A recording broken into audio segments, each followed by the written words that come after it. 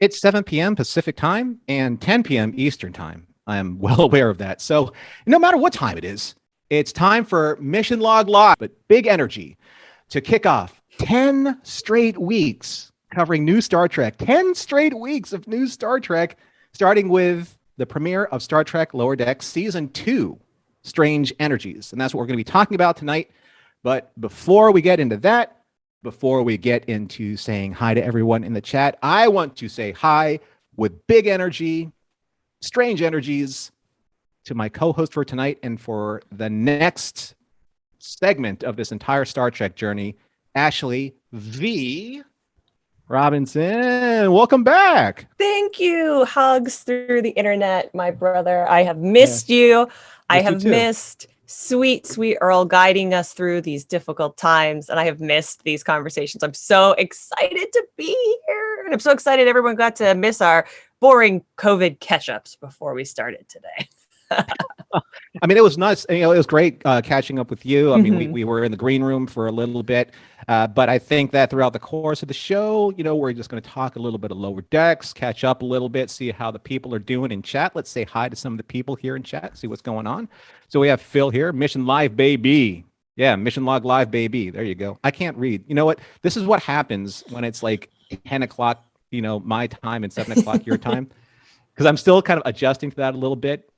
That's this whole 3-hour time difference. You need a nice cup of Rectigino with you to keep you awake. The last time I did that, I got really over caffeinated and just stuttered everything. I was just a little too hyped.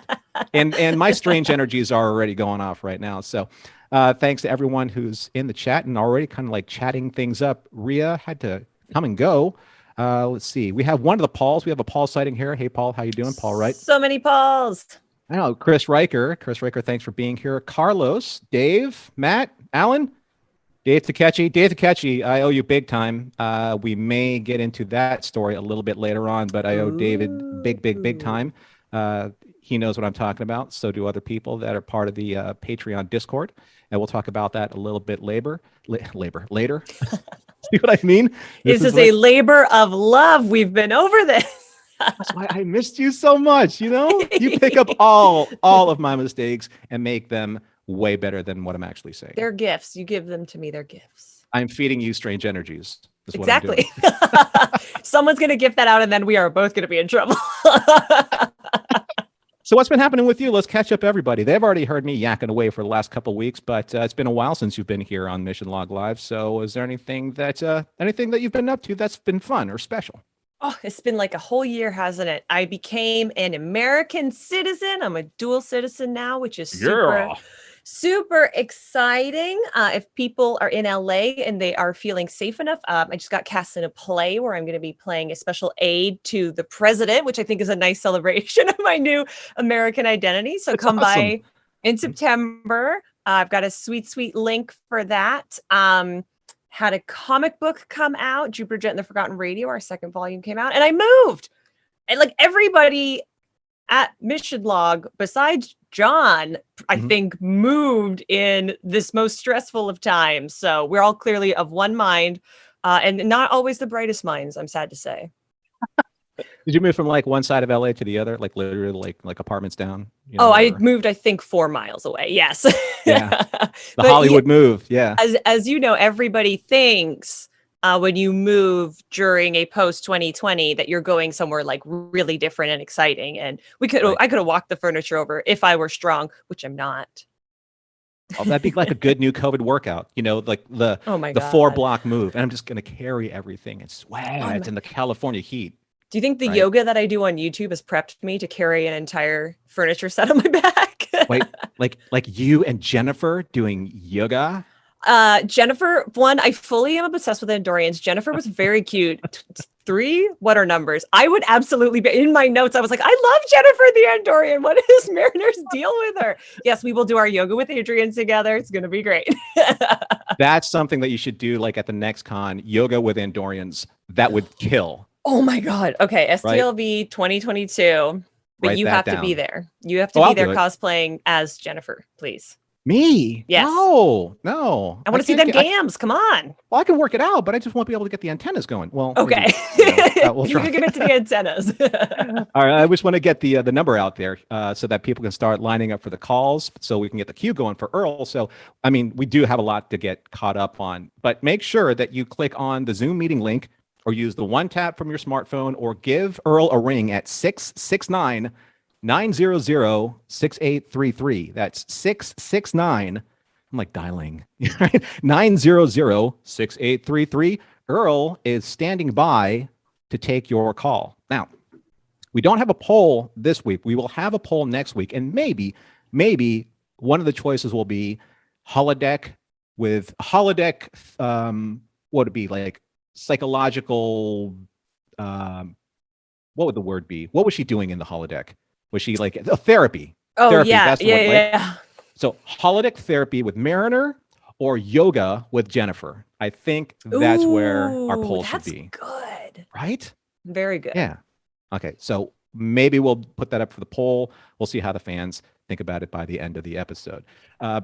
Coming up on Mission Log, though, we have a lot of stuff. Mission Log is going to be going off the warp rails, if you will, in the next couple weeks, because we have Lower Decks Season 2, Episode 2 with you. We will be talking about Kazon, his eyes open. So I'm thinking that's going to be some type of tribute to Darmok. When the wall fell. Yeah. So I think that sounds very Darmok-ish. So we'll see how that goes. Also this week on Mission Log, on Thursday, we are going to be dropping Take Me Out to the Holosuite. I'm so excited to listen. That's such a good episode. That was a fun one. I'm very excited to hear about like what you think of our take on that. Because spoiler alert, not a big fan of Solok. Not a big fan. That's you know what? That's acceptable. But I'm not going to spoil anything. I just want to see, what your take on it is. I'll just drop that out there. And then also, we're going to be recording a very special supplemental because, as you know, John was able to attend Star Trek Las Vegas, the 55-year mission, because I don't want to get into anyone's trademark business here. But the 55-year mission, and he represented Roddenberry, along with several other Roddenberrys. We had Jessica Lynn Verdi on stage with him. We had Rod, Claire Kramer, Trevor, Trent. They were all there working very hard without me because I couldn't travel because of COVID. Thank you very much, people who didn't get vaccinated. I just want to put that out there. Makes me sad that you had your fun and I did not. So, that's just a thing out there in the universe. That is a strange type of energy in all of itself. Right. So, but I just wanted to thank them for just doing a bang up job and entertaining the troops. But when I was here back in my studio, I was able to entertain the troops live on Discord for our Patreon subscribers, which was a lot of fun. And John and I are going to talk about that, what he thought about the convention, how he felt that Creation was able to handle running a convention in this COVID time. Like what were the challenges? Were they able to live up to expectations? Were there any drops in morale, or was everyone safe? So there's a lot that I want to catch up with him on, and we're going to put that out as a very special supplemental, and then we're going to get into our regular recordings after that. So yeah, lots of stuff. Nice. I mean, being spoiled for choice, having too much Mission Log goodness, that's not a problem. I don't think so. I just hope that we don't hit anyone's threshold. How dare how dare I jump the time stream. Yeah, I went funny. There. That's like my my Pee Wee Herman like secret word. Every time I say threshold. Everyone goes crazy. Or just Ashley goes crazy because she's really good at laughing at my terrible jokes. They're not terrible. They're wonderful. That's why I adore you. I love you. You're the best. We're gonna have you on forever. Please. Or at least for the next 9. At least for the next 9 episodes. for however long Lower Decks goes. Yeah. So what do you think? See, we just jump up into it's funny. Matt Esposito, he throws in 3 lizard babies as my score for that joke. Oh no. Yeah. I dig that. Oh, that's a good score. I mean, it could have been 4, but they didn't have that kind of time or that budget, for the episode. So What do you think? Do you think we should just jump into a recap and see what's going on? Let's do it. I want to see if we're rusty or not. Oh, it very well could happen. So I'm going to keep the recap a little bit brief because I want to spend most of the show like talking about the episode with you, with the listeners. So here we go. I got to get my my announcer voice on. Last season on Star Trek Lower Decks, amidst random in-universe Easter egg references and missions gone hysterically awry, the low-ranking or lower decks crew of the USS Cerritos, namely Ensigns Mariner, Boimler, Rutherford, and Tendi, do their level best to uphold the finest Starfleet traditions of seeking out new life, new civilizations, and doing it so ethically. And now, well, nothing much has really changed. The episode opens up with Mariner struggling with the chain of command and working out, both literally and figuratively, authority issues she still has with Captain Freeman, aka Captain Mom. After taking her frustrations out on a crew of Cardassian agents and not skipping leg day on a holodeck simulation, Mariner is ordered to do whatever she wants to do during Commander Ransom's away team mission to Aperigos, where she accidentally activates ancient technology while power washing several buildings. Suddenly, strange energies possess Ransom, who makes Gary Mitchell's possession look like a weak LDS trip. LDS trip. Is that scarier than an LSD trip? We leave that to you. That's right. We'll talk about that in a few moments. These strange energies, fueled by Ransom's pent-up frustration with Captain Mom's nepotism-driven management skills, that is, towards Mariner, make Ransom literally lose his head Zardoz style. And that attacks the Cerritos and specifically Captain Freeman, whose favoritism towards Mariner is to blame. After putting their differences aside, Captain Mom and Mariner, along with Dr. Ta'ana and a giant boulder, manage to subdue Ransom after Mariner breaches Ransom's neutral zone several times. Hey, even gods have a weakness. I mean, what does God Ransom need with a starship? Meanwhile, Tendi and Rutherford are engaged in their own escapade as she tries to capture him and rewire his cyborg brain so that he will stay friends with her forever. What are friends for? I mean, you know, chasing you with guns and laser torches. The end. What do you think? Not bad for being too rusty, right? Round of applause. Woo. Well done. Thank you.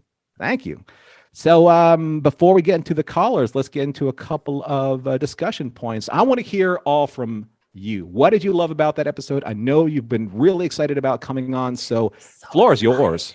The single thing I was most excited about is like the tiniest, silliest little Easter eggs. But when they said Gary Mitchell, my heart exploded. I love Gary Mitchell. When it came out that Benedict was supposed to have played him in an earlier draft of Into Darkness, my heart was truly shattered. I have a picture of Gary Mitchell on the wall in my living room. I love him so much. In the Red Shirt Diaries, he was my space boyfriend. So I was like, oh my God, right, yeah. More Gary. Like that made me so excited. And then starting with Cardassians, which I did have the moment where I was like, hold on a second. The Cardassian Empire should be in shambles. Cardassia Prime should not have any kind of, how are they being held at this space station with Jem'Hadar fleets? But then I should have trusted in Mike, because the reveal of it being the therapy session, I thought was right. so clever. I recently started therapy myself, so I felt a deeper kinship with Mariner, and we love therapy. We advocate for everyone being in therapy, but the Gary Mitchell of it all. Just I knew I'd come back home, and now I'm back home telling you all my favorite things. That swept you away. That's my sweeping motion. That just swept you away. That whole reference to Gary Mitchell. That's really cool. We love him. We love him so much. That's awesome. Yeah, I really liked. Well, first of all, I kind of knew it was a holodeck thing going on because she kind of like kicked the Cardassians from like 3 feet across the room, like backwards. Like I get it. You're smarter than me. I was just like looking like. Did she actually make contact? I don't think so. But even so. But as much as you love Gary Mitchell, I love the fact that she beamed onto a 1982 style, well, 1982 our time style Miranda-class starship, all the Star Trek II, The Wrath of Khan, which was, I looked at it a little bit more carefully than I looked it up on the notes and did some cheating, but it was the USS Macduff, and it was named after Kieran Macduff from an episode from The Next Generation called Conundrum. Not for Leon Macduff? I don't know. I don't know. Who is that? I don't know the reference. Oh, You're so stumbling me. in the Shakespeare play Macbeth, he is killed by Macduff, and then in their big fight in Act 5, he says, "Lay on, Macduff," and then they fight. And oh, right, Macduff and the spoiler Walking alert Trees. for an actual historical event, Macduff comes out sort of victorious. Yeah, I did this whole thing on Memory Alpha, and they said that he was an alien called a Sataran who took he basically created this whole backstory about Kieran Macduff, and he's a Starfleet officer in order to have the Enterprise like be this big bad vessel that would like wipe out his enemies. So nice reference to put on a Miranda class starship, all on 1982's Reliant. Very deep. All right, that's a deep cut. And I guess there was another deep cut that was going on in there. Oh, that's right. When Mariner was like when she was power washing this planet's buildings, she revealed either George or Gracie, because we only saw one whale. Right. We know from last season that there's an obsession with cetacean ops. I'm convinced we're going to see it this year. I'm convinced we're going to see it. And there's going to be dolphins and whales. And I'm so excited. Is this the cosplay that you want to get to, like Lower Deck cetacean ops cosplay? It's a tie between that and just me going as Tendi and Rutherford making out simultaneously. That's some serious cosplay. That's and I'll hold you to it. Kiss. All I want for them to kiss. So is this hovering in front of you like the Mulder Scully moment that never really happened, but eventually did happen because it did, but it didn't in the movie. But the nice thing about Trek is because it's ultimately a character exploration and it's about relation. People usually get together. So, and I do remember. I don't know if this got released in the interview that we did with Mike, but I fully screamed that at him and he said, "You can't do everything in season 1." So maybe I'll get my way this season, I believe. But yes, I am pining after them pining for each other. And the Tendi storyline in this season definitely, or in this episode, we've seen the whole season so far, definitely feels like it is sort of swaying that way. And has been a great season thus far. I think it's absolutely been one of the best seasons I've ever seen in one episode. We have maybe another poll option here, though, and this one's actually pretty good. So who do you ship, Tendyford or Rutherdy? Ooh, Tendyford has 2 nice plosives on either side of it, so I think I'm going to go Tendyford. Okay, we might have to put that up. I might have to flip a coin because I like both of our options. And if why maybe not there's a third both? option later on, yeah, why not both? I don't know. A poll for which poll? That's what I think you need to go with. We'll do the poll for the poll first, and then the actual poll. We have, it's a plethora of polls, or a polnucorpia, as we say here. Not a polnucorpia. Right. You really got me together with that. That was so good. The rust is coming off. And you know what? This really is iced tea. I think I just have like the right blend of caffeination going on like right now. But the night is long. We still have about. Well, don't drink it. That's not even lit. There's no liquid to be had. Oh my God, this wax is delicious. Right? Well, it wouldn't hurt, right? Please don't come to my Twitter to tell me how poisonous. You know what? I make no judgments. We do what we get to do. To get through the course of the day. So what about any other trivia before we get into our first caller? Because we got callers lining up. Since we have callers lining up, I liked the reference again to Second Contact because that's what we started the show with. That was really cute. Ensign Barnes is also, I guess, technically, if you want to say, she's a reference to season 1 as well. And then, of course, Ransom, who I keep making my notes say as being random, is reminded me a lot. And he's basically a lift of Apollo for who mourns for Adonis, which to me, other than Gary Mitchell, was maybe the most direct lift that we got. Oh, totally. Yeah. Right. I mean, it's like, why use a giant green hand when you can use Ransom giant glowing head?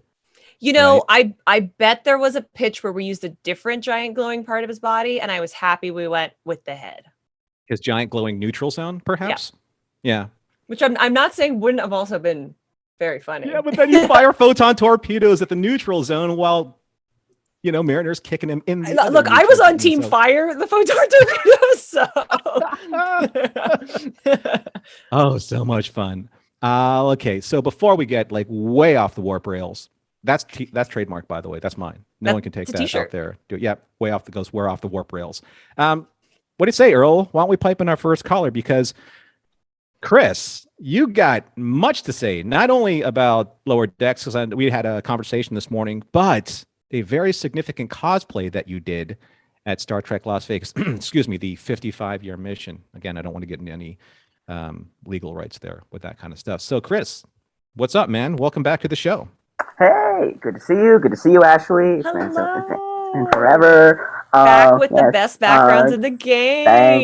Thank you. So I put this as my background. I see on the live show it's covered by the chat window, which is unfortunate. Thank you, Earl. Shout out to Earl. So this is a costume that I did at Vegas this year. This is obviously Dr. Miglimo, the counselor voiced by Paul F. Tompkins from last season. So my mother very lovingly crocheted this whole head and the gloves.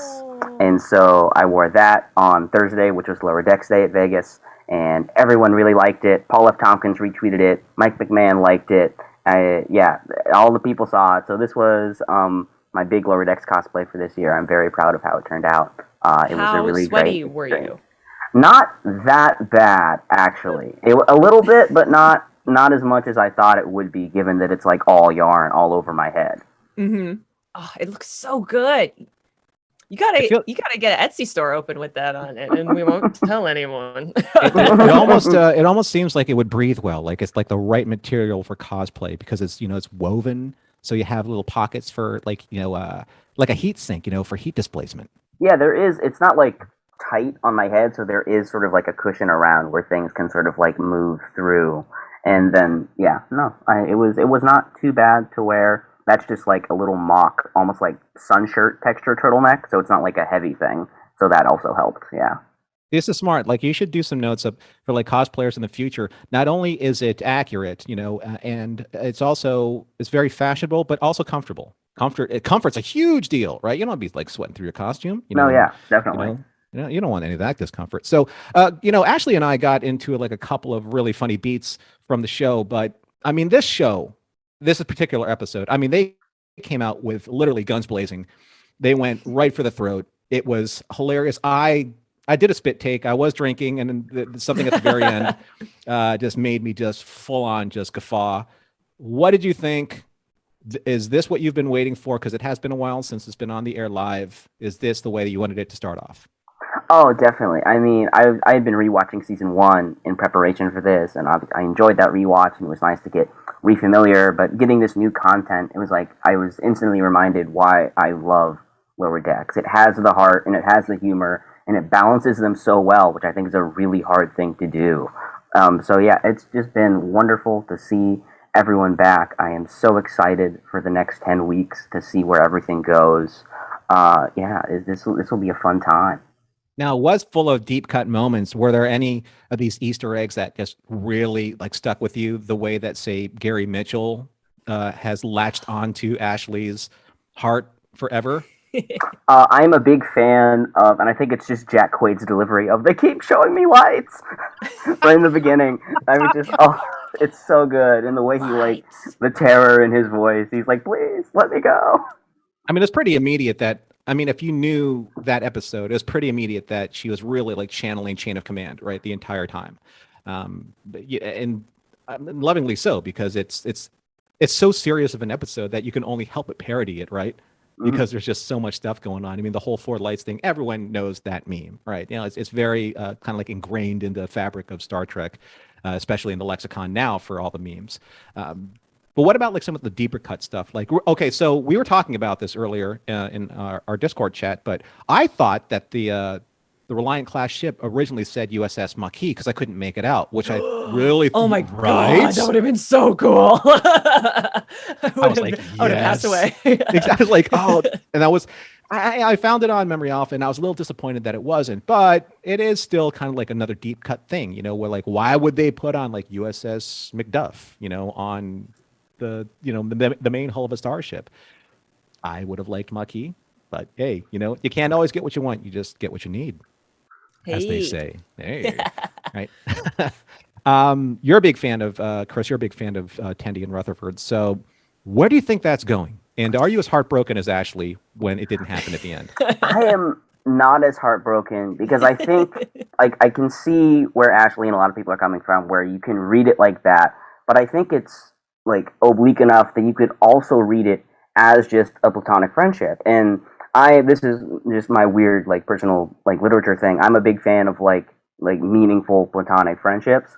And so I think it could go that way. It could go the romance way. I like the idea of it being more platonic because I think it kind of calls back to 104 and Tendi and the Ascension guy, and she's just so desperate for him to like her, and not even in like a romantic way. She just wants to be friends with everybody, which I think is like her almost not like flaw, but like core character trait, or one of her core character traits is that she needs that validation and that appreciation. And like the idea of her losing Rutherford, who she cares about so very, very much, I think is sort of what drove her into this, whole shebang. So I don't think I would complain if it went romantic, but I also would not complain if it went platonic. I think it could go either way at this point, and I'm curious to see how it all shakes out.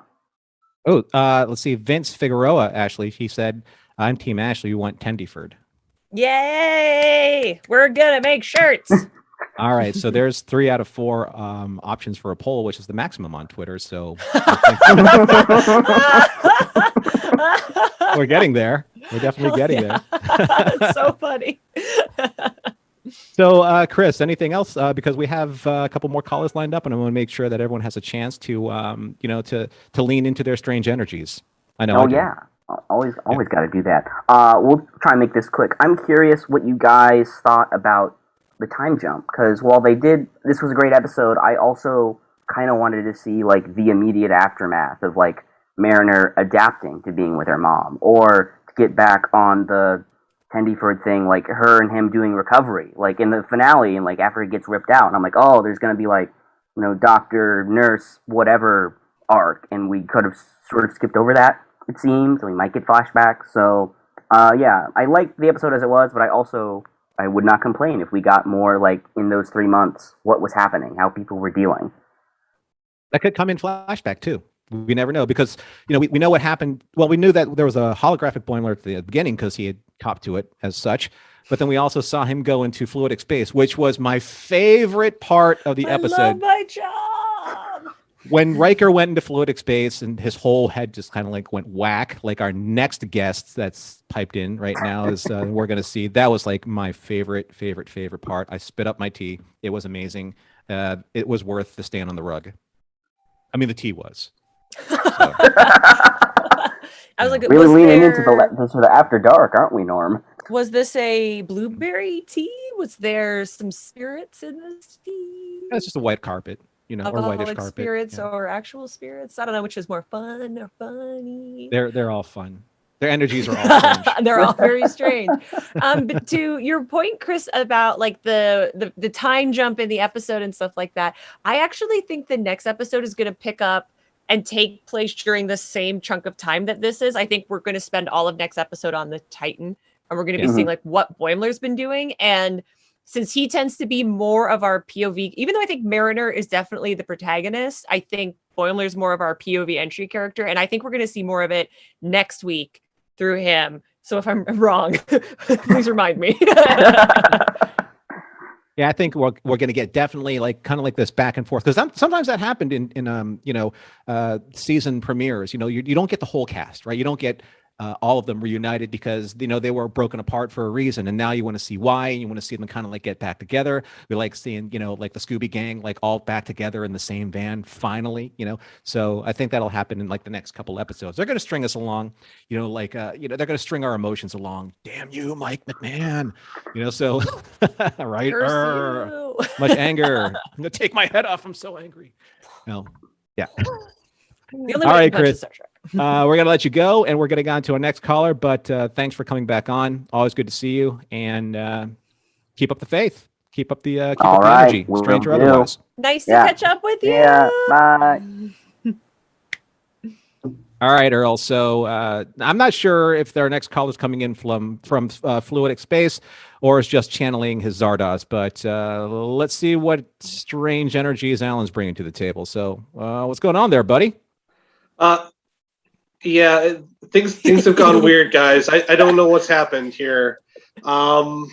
How everything was was okay, and then it really wasn't. I was doing some cleaning earlier, and then it just got weird. So hopefully everything's okay. I mean, and if you see any sort of strange, like greenish stuff going on around me, that's just the energy. That's not anything else. It's just the energy. All right, so not gaseous anomalies in your room of any kind. Not Absolutely gaseous. not, no. How dare you? You know, I'm only speculating. This is postulating scientific theory. You know, like yeah. It's just it's just the energy. But boy, we're back. Lower Decks is back. Ashley, I don't think I was on early with you last season, but so Nice to meet you. she's gonna hug just your head because she can't hug anything around this gaseous. I will hold you close. Speaking of gaseous anomalies, it seems like we may have lost Alan to his own strange energies unless we get him back. Nope, I'm here. Oh, Yeah. All right, there you are. Okay. Sorry. Like I said, it's weird here. I don't. But yeah, just you're a huge Lower Decks fan. I know. I mean, from your background and kind of like from all the effort that you're doing right now to maintain your character. But you're excited, right? You're excited about this first episode, right? I am very happy that it's back, and yes, maintaining this is requiring a lot of concentration on my part. Hopefully, it stays. All right, we won't throw any compliments your way. We'll just make you angry. No, yeah. But yeah, I thought this was a really good return to form for Lower Decks. Like, I like that we get another group of idiosyncratic aliens. You know, this time it was number aliens. I don't think anything's going to top the crystal aliens, but this was a good set. They demanded so many pads though. So many pads. All the pads. All the pads.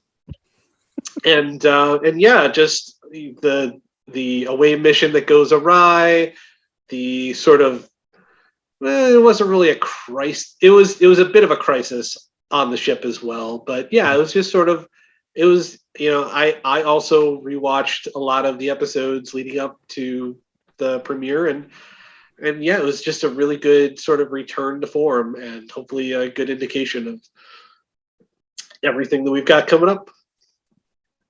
You know, that brings up a good point. And people out there in the audience, I'd love to know like how you prepared for Lower Decks. Did you rewatch it right up to the premiere so that you were like having like all that momentum going in? Ashley, how did you prepare for this? Or did you just go in cold like from the break?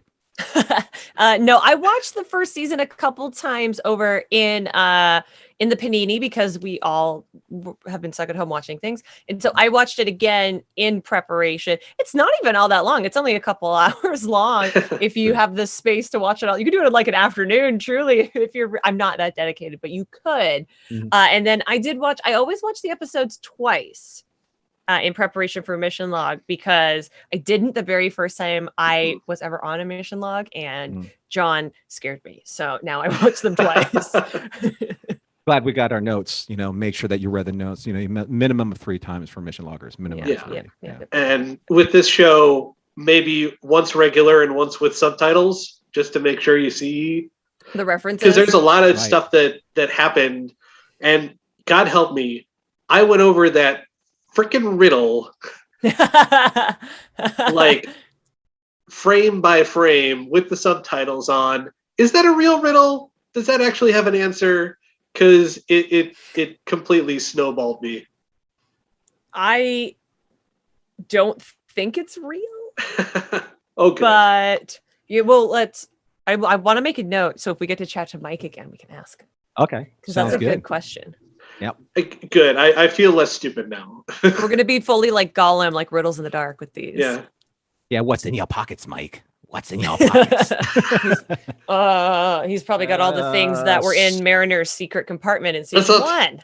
That's season 3, Precious? Oh, that reminds me. Here's something that I really, really dug. And this is something that you would really notice if you're a Californian. But in the at the back entrance, you know, when Ransom walks out, it's the flag of California, the Republic flag. And I believe it's on the side of one of the shuttle, it said Sequoia's rule. And I was like, Sequoia does rule. You can touch all the trees there. So many California references. I mean, the Cerritos being that one, right? One of them. Yeah. Yeah. There was also, I think, like behind on one of the sides of the captain's shelves, there's like a little bitty Gorn action figure, like in a glass jar, which I think is awesome. I mean, we love the Gorn, don't we? We do, I right? love them so much. And anything that doesn't get out of my space, get out of my chat room. You don't want the Gorn, get out. Just gonna build my cannon real quick, and we'll be fine. If you can only find can you find a rudimentary lathe? Get off the phone, guy. I mean, Vasquez Rocks is maybe 30 minutes from where I am right now, so maybe Oh, you're up maybe there someday. Oh in yeah, the north. Yeah, Yeah. north of LA. Yeah, North LA. Yeah. So Alan, didn't whether I'm sure that you loved it, but were there any like moments where you're just like, oh, I wish that it could have been bigger, better, bolder, anything like that, or was it as over the top as you wanted it to be? Well, definitely. It was definitely, pitched to 11, which is sort of what I've kind of come to expect from this show. So it wasn't really a surprise in that respect. There were, I'm not going. I don't want to yuck anybody's yum, but there were maybe a couple of times when I felt Tendi was maybe a bit pitched too high, but Like voice acting wise, is that what you're saying? in terms of intensity, it was definitely played to the hilts, which is the tenor of the show. So I get it, but it was like, ooh, okay, now we've gone super crazy. But I think coming to that realization at the end really sort of helped redeem the whole situation. So yeah. But yeah, I liked it. And I enjoyed that Ransom's godhood all centered around him and his interests and likes. Dude, I thought that was a nice touch. Him like lifting weights and turning everything around him into like some kind of like, exercise equipment. Like he was like pumping trees, cars, like whatever. He was like, yes, all the weights. I must work out. He must be from Venice Beach. Yeah. I wanted callbacks to his apparent, what was it, 6 months in Barcelona? Yes. That would have been nice. But yeah, it was good. Awesome, buddy. So we're going to take a little bit of a station identification break here. We're going to let you go. Yeah. Great seeing your head. Fix hopefully. it. Well, we'll throw a couple compliments your way. You're a great memer. I only expect the best memes coming from you for Lower Decks out there on social media. So with that, I think you should start rematerializing into the rest of your body. Goodbye, everybody. I expect that level of commitment from everybody going forward. That's right. The bar is very high. Bring your 11 game. So we're going to take a break here for a second, and we're going to talk about a couple times that I've mentioned this during the course of this episode, and I've talked about Patreon and I've talked about Discord, because I have to be 100% honest with you.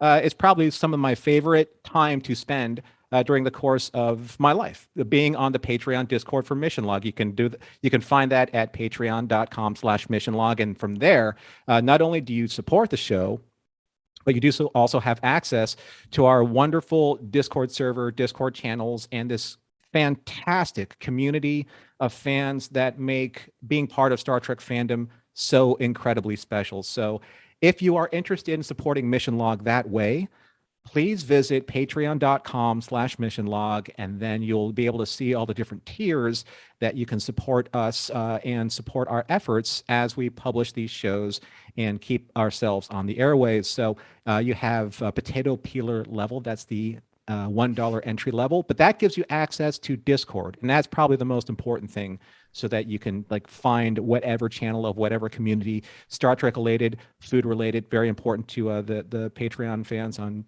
the Discord server, and everything under the sun. That's how we actually kept in touch with each other during the 55-year mission.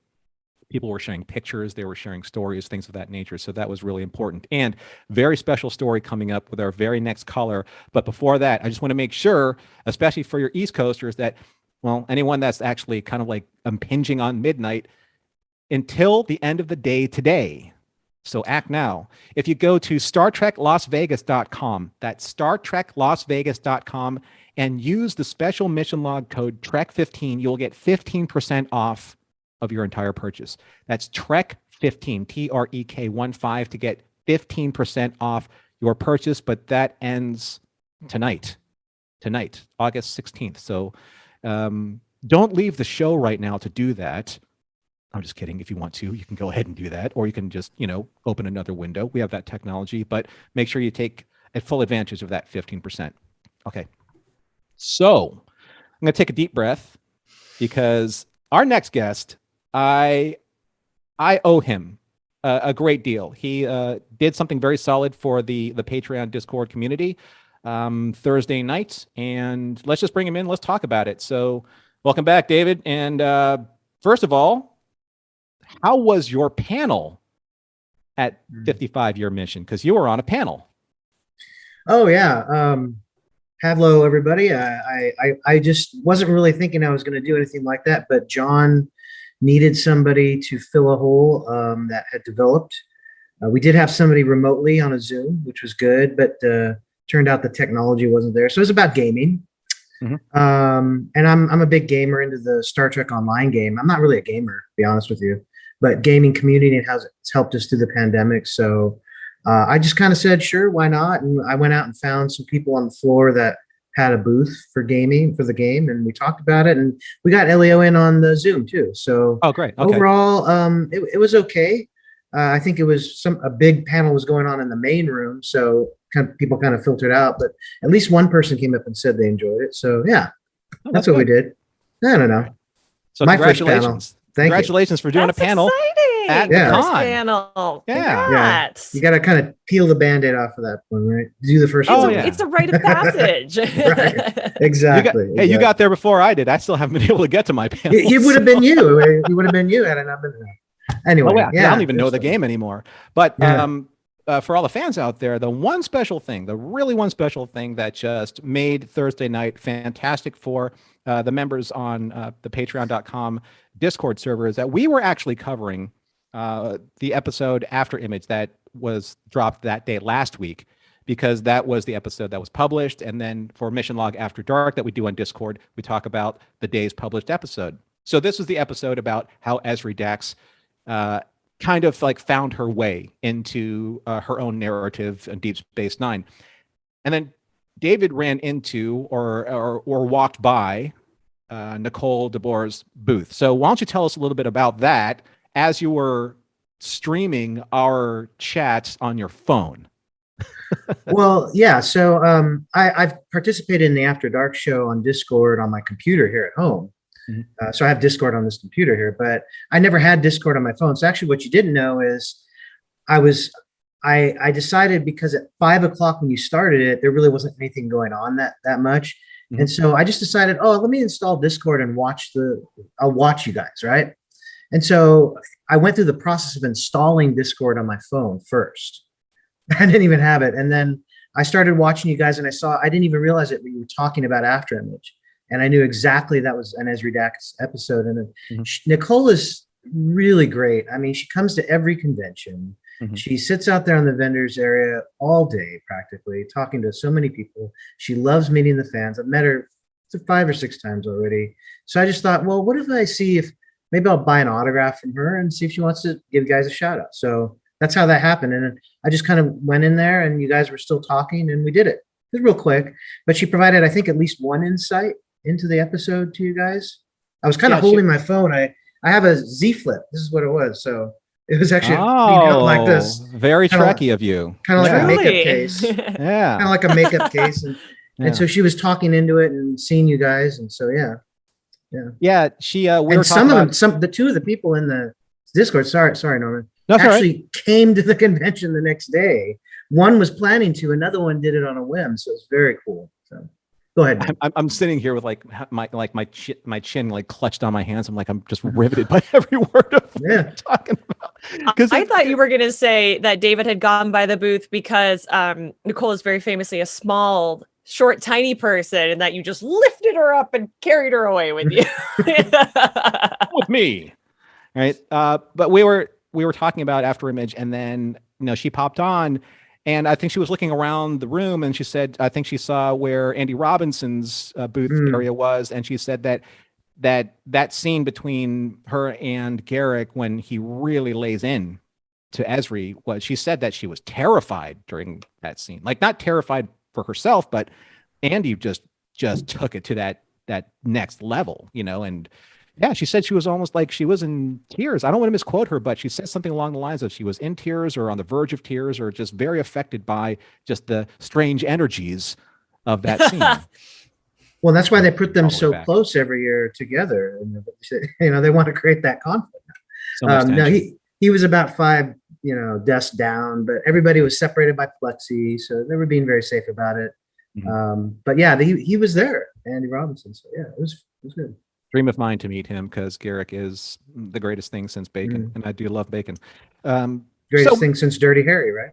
So I guess if you're a Clint Eastwood fan, sure. Oh yeah. He was Scorpio. Yeah, Scorpio. that's right. Yeah. So let's talk about a little bit Lower Decks. How'd you feel about it? Well, this is really cool because when I saw that the premiere episode was going to be during the convention, I was really worried because what I usually like to do is, maybe crack open a bottle of wine or get a nice takeout meal, sit on my coffee table and watch it on my 4K TV. Who wants to watch it, in a hotel or whatever? But I figured if people are going to start talking about this thing, I better watch it. I better find the time, make the time to sit alone, not with people, in my room and watch it. I watched it on my tablet. Ooh, he's I mean- fancy. Well, I mean, Techie to catchy. Boom. yeah, well, I feel like I may have missed some things, but I got most of it. And so it was funny when you guys were talking earlier about you got to watch it twice. Yeah. I just rolled in like 2 hours ago. I was working on setting my computer back up, so I figured I'd join. But I ate some dinner and I watched it again. I did the second watch just like half an hour ago. And you're absolutely right. You're absolutely right. You got to watch it twice because you want to pick up all those things you missed. What did I pick up on that I missed? Only one thing. And you recall the scene where Boimler is, not Boimler, sorry, Quaid. No, Ransom. My brain is never there with that. Ransom is turning everybody into ransomites. Mm-hmm. And he turns it into like a LA Fitness or something. I don't know. And there's a bunch of gym equipment around. Did you see the call? Did you see the shout out there that the animators put in, or Mike McMahon put in, to Deanna Troy? Was it the They turned acrobat Commander Ransom yoga into thing? Deanna Troy and her outfit and everything. Yeah, Oh, Yeah, yeah. That's all I got yes. up on. Yeah. yeah. But that's my funny story for today because I'm so tired. Dude, you're a champ, man. I You're a champ. drove back from Vegas to San Diego. So, yeah. See, like Woo. you're on, but Champion's not here. Man, you're a real trooper. That's all I'm saying. Right? Yeah, Yeah, really. They're chugging along in LA traffic. Yeah, but he could have popped on his phone. I know that Larry's driving and he's just kind of snoozing in the back, like writing notes for our show and making sure that we have ad copy. I mean, stuff like that. I mean, Oh, I thought you were gonna fully say that he was asleep in the back, and I was like, you can't do that if someone else be driving. I know. Yep. That's straight up disrespect, right? Yeah. Kick John in the neutral zone for that. Well, did you So, have a good like- time? Did you have a good time? Of course, it was a great time. I may or may not be able to make. Oh, did we lose you, David? You hit your mute button. You're so tired that you just basically cut yourself off. Yeah, no worries. Oh, But my Paul outed keyboard- you though. Paul outed you. He said, "Yeah, we had a late night last night, David." What? Ooh. There's a story there. No wonder he's hitting his mute button. I know, keep getting truly. muted. Sorry, I keep getting muted. I don't know why. I keep moving my keyboard. No, it was good. Everybody hangs out at the bar on Sunday, and it's fun. Yeah, it's fun. It's just a normal. Masks too. You got to be careful. And I got to say that I stopped at the grocery store on the way home here in San Diego, and I felt safer in Las Vegas than San Diego. Yeah. So, but Oh, overall, that's a drive. You went from San Diego to Vegas? well, the opposite. Actually, that's why I Wow. put. As you can see, I have Bajor in the background here. You ever notice how in the show Deep Space Nine, it always takes them like half a day to get from Earth to Bajor? I mean, it doesn't Right. make sense, right? Well, here I am. I came from Earth to Bajor. Anyway, There you go. yeah, so it was a great time. I recommend it when you're able. So I'm sure you'll be there at some point in the future. I'm not driving from We'll Florida to see. Las Vegas. I'll tell you that. No, I'll have to take a Well, worm. I'll have to take a wormhole, Yeah. like via Charlotte or Atlanta. Mhm. Mhm. Deep Space Atlanta coming your way, 2022. That's what I'm gonna do. Why not? All right, buddy. Well, I'm not gonna like keep you just burning those fumes because you have, I don't know, sleep or something like that to Mhm. get to. Mhm. And I'm just Laundry. I'm gonna hoard Ashley's time myself for the rest of the show. Right. All right. We're gonna do our thing. So. Well, I'll talk But to you soon. all right, but thank you so much for doing what you did and getting Nicole on, on Patreon Discord. It was fantastic. You to bomb. I owe you something. And you know what? May Threll bless you.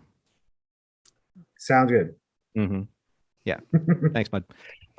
So actually, if you don't know, I am absolutely obsessed with something that they invented for the convention, and it's the Threll Initiative or the Threll Collective. It's essentially their version of Didn't the know you Borg. were obsessed with it. No, I'm like straight up obsessed with it. Like I want the T-shirts, I want the pins, I want it all. I want backstories. I want everything that I can't find on social media. And the reason why I'm obsessed with it is because I can't find anything about it. It's just there. It was in that experience. At first time I saw that poster, I straight up was like, "What the Threll is going on?" People didn't just send you a bunch of it? Like you couldn't get your cohorts to send it to you after this weekend? No merch except for like this one cheesy T-shirt that I wouldn't wear. But so there's Weird. I know. Now I know that we're probably supposed to be like talking like lower decks, but I needed to ask you this before we run out of time. Yes. Did you follow the convention and did you kind of like, were you feeling the FOMO or how did you feel about it when you were looking at it on social media?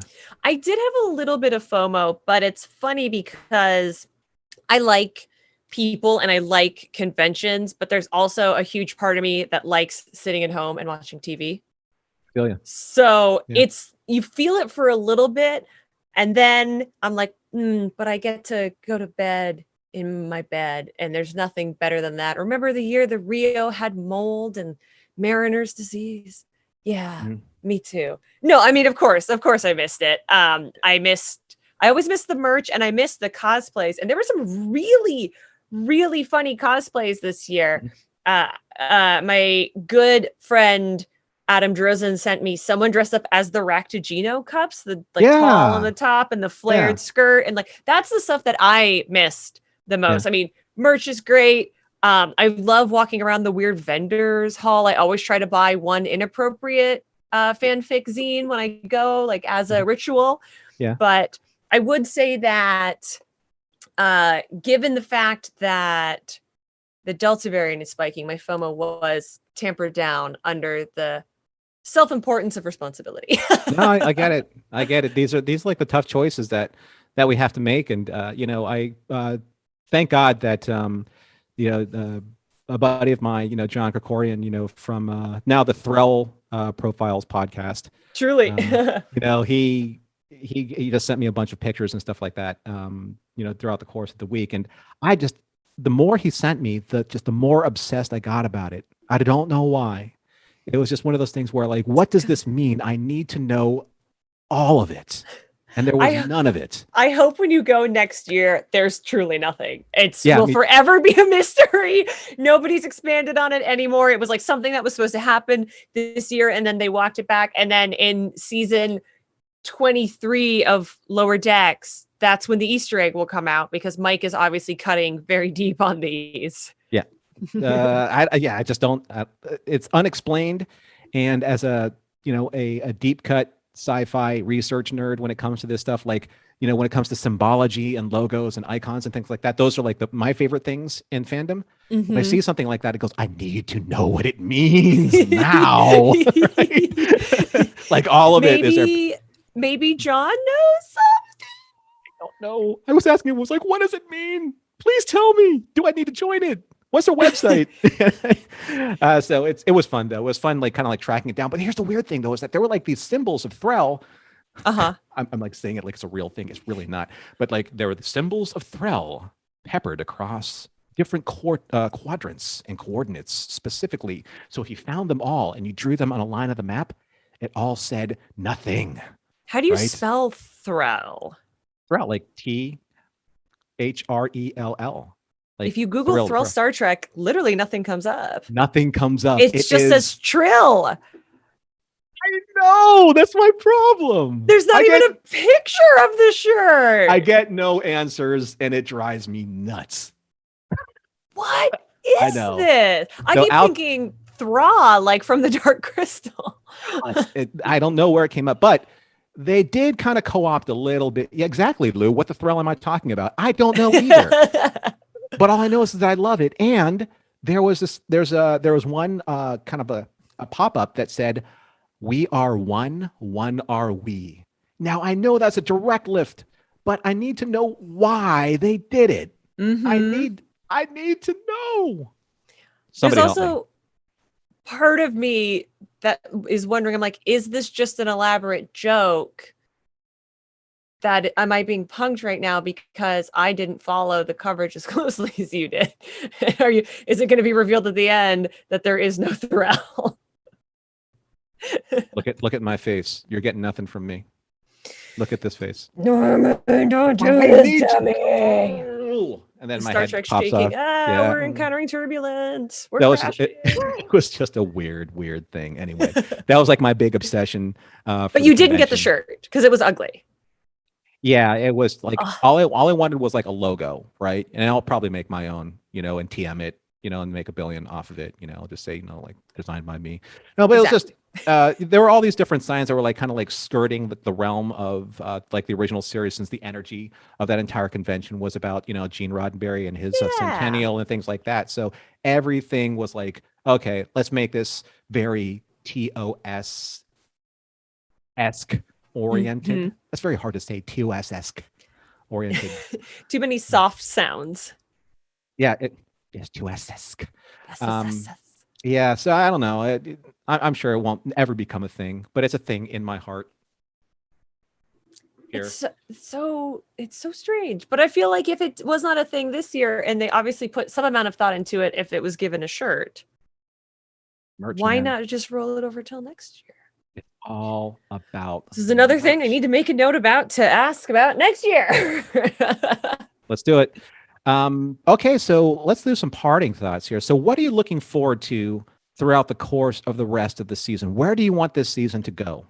Ooh, I am looking forward to Boimler getting reunited with the crew because I think he's going to remain on the Titan for maybe a whole episode. Mhm. The things that I'm really genuinely looking forward to are all of the themes and character moments and in jokes being expanded on more from what we saw in season 1 and in this premiere episode. I want Cetacean Ops, and I want named characters, whether they are familiar named characters or maybe it's dolphins, maybe it's jellyfish. I clearly didn't look up what cetacean actually means and if that encompasses all sea creatures or not.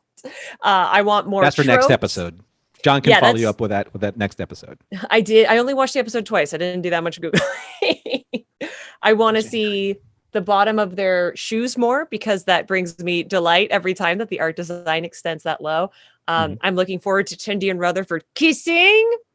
Okay. And I'm looking for, most of all, what I'm hoping for is to be surprised because Lower Decks was, and I said this last year as well, the new Trek installment I didn't think was going to be for me, and it's turned out to be the most for me. And they brought in the love of my life, Gary Mitchell, so the bar is only going up. I got to get more of this information off camera. Sorry, folks. That's just for.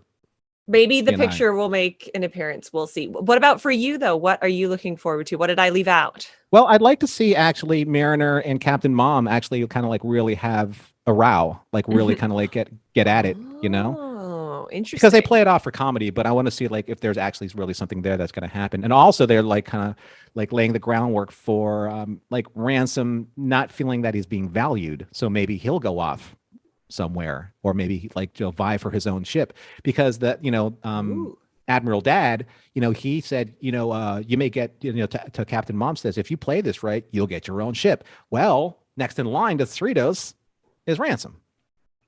So maybe he wants to kind of go that way. And if they did a mirror episode, that means he gets to off Captain Freeman, then he gets his own command, right? Which would It be super was cool. nice to hear Phil Lamar again in this episode. Oh, as so good. Admiral Dad. Yeah. His voice acting is perfection. Wonderful. I think that, I'm just looking forward to just, chasing the Easter eggs, having fun with it, just enjoying it, laughing with Star Trek. Not, having something that's just nice and light and fun and, still irreverent and reverent at the same time. You can't have that many Easter eggs or callbacks or references without being reverent. Irreverent and reverent at the same time. Yeah. Chef's kiss. So I will leave. I think I will leave my notes there. And unfortunately, you're just going to have to put up with John next week. Sorry to say. I'll see you in 2 weeks. Absinthe, not absence. Absinthe makes the heart grow fonder. I've tried. The green kind or the red kind? Yes.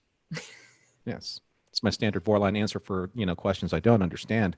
Oh, one of them has a higher alcohol content. Oh, see, now I was just bluffing. I don't drink anymore because I know the answer to that. Okay. All right. Okay. So on that note, yes, thank you for putting that in. Like, join us next week for another thrilling episode. And this from Earl because it ends with y'all. Executive producer Rod Roddenberry. Technical production on Mission Log is done by the ever I can't say insouciant. That's not fair. The ever clever, ever creative Earl Green. Be sure to visit podcast.roddenberry.com for the latest from Roddenberry Podcasts. And if you'd like to support Mission Log directly, give us a look at patreon.com/Mission Log. Big shout out to Ashley V joining us here for Mission Log for the foreseeable future as we're covering Lower Decks. She has wonderful strange energies, and we'll see kind of like where her metaphoric powers come in next week with episode 2. So thanks everyone for joining us, and we'll see you. Thanks for joining us here, or when you join us later. Stay safe, be careful out there, and we look forward to seeing you next week.